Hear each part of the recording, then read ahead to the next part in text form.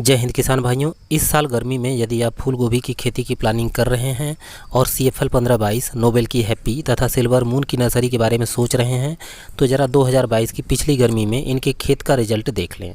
हो सकता है आपका विचार बदल जाए। सबसे पहले शुरू करते हैं कई साल से सुपर हिट रही नोबेल सीड्स के हैप्पी 101 से, जो भयंकर गर्मी में भी नवंबर दिसंबर जैसी क्वालिटी का वजनदार ठोस दूध जैसा सफ़ेद फूल देता है।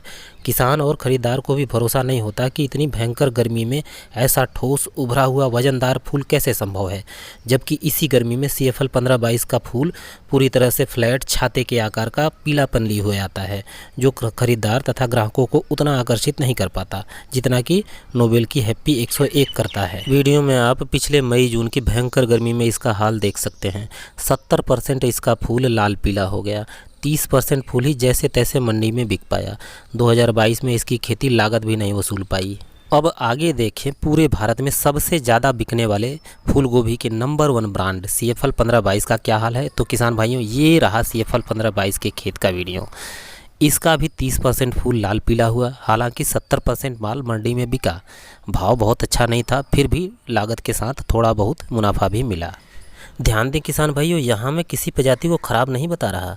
पिछले साल का मौसम ही कुछ ऐसा रहा। गर्मी ने पिछले 119 साल का रिकॉर्ड तोड़ा।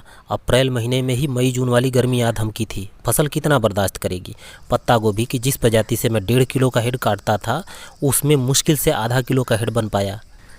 अब आगे देखते हैं कि नोबेल के सिल्वर मून का क्या हाल है। बता दें किसान भाइयों कि ये वही प्रजाति है जिसका हमारे यहाँ के किसान गेहूं काटकर प्लांटेशन करते थे और बढ़िया उत्पादन लेते थे, लेकिन पिछले साल की रिकॉर्ड तोड़ गर्मी में इसका भी दम निकल गया। इसका भी उत्पादन बहुत ज़्यादा प्रभावित हुआ। इसका भी 70% से ज़्यादा फूल लाल पीला हुआ, मुश्किल से जैसे तैसे बिक पाया थोड़ा बहुत।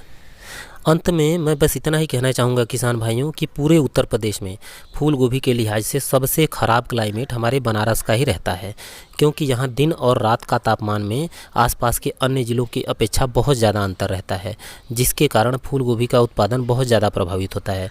शायद बनारस अपने विकास की कीमत चुका रहा है। यह ज़रूरी नहीं कि हमारे यहाँ जो प्रजाति फेल हो गई आपके यहाँ भी फेल हो जाए, और हाँ, हमारे यहाँ जो प्रजाति पास हो गई उसे कोई नहीं रोक सकता। आप उसे निश्चिंत होकर अपने खेत में लगाएं, फेल नहीं होगा, ये मेरी गारंटी है। किसान भाइयों, इसीलिए हमारे ज़िले के अवसानपुर गांव में भारत के लगभग सभी दामी कंपनियों के फार्म हाउस हैं, जहां पर वो अपने नए बीजों का ट्रायल एवं टेस्टिंग करते हैं। इन्हें अच्छे से पता है कि अगर बनारस में इनकी कोई नई प्रजाति सफल हुई तो वो पूरे प्रदेश में ज़रूर सफल होगी। बनारस के उत्पादन के आधार पर ही वो पूरे प्रदेश में बीजों की बिक्री करते हैं।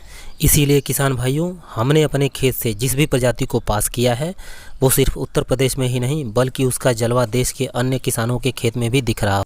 चाहे गोल बैगन की प्रजाति धरती सीड्स की जुम्बा हो या फिर बायो सीड्स की 10-20 अल्फा मिर्च हो, कहीं से भी कोई शिकायत नहीं। तो किसान भाइयों, आज की वीडियो का उद्देश्य यही है कि इस साल की गर्मी में यदि ज़्यादा रिस्क नहीं लेना है तो सिर्फ CFL 1522 को ही लगाएं, क्योंकि जिस एक्सट्रीम क्लाइमेटिक कंडीशन को ये झेलता है वो और ने किसी प्रजाति के बस की बात नहीं है। फूल गोभी की प्रजाति चाहे कविता हो, बबीता हो या सबिता, CFL 1522 के सब नीचे ही हैं। मैं ऐसा इसलिए नहीं बोल रहा कि ऐसा यूट्यूब पर सब बोलते हैं, बल्कि इसलिए कि इस साल हमने इसके बगल में सब कुछ लगवा कर देख लिया है। चाहे वो सुपर सिग्रा हो, एडवांटा का 1400 हो, क्लाउज का सेलेब हो, टिएरा का चारू हो या वेलकम का 103 हो, कुछ भी इससे अच्छा नहीं है। तो किसान भाइयों, बाकी का अगर रिस्क लेना है तो आपकी मर्जी। जय हिंद, धन्यवाद।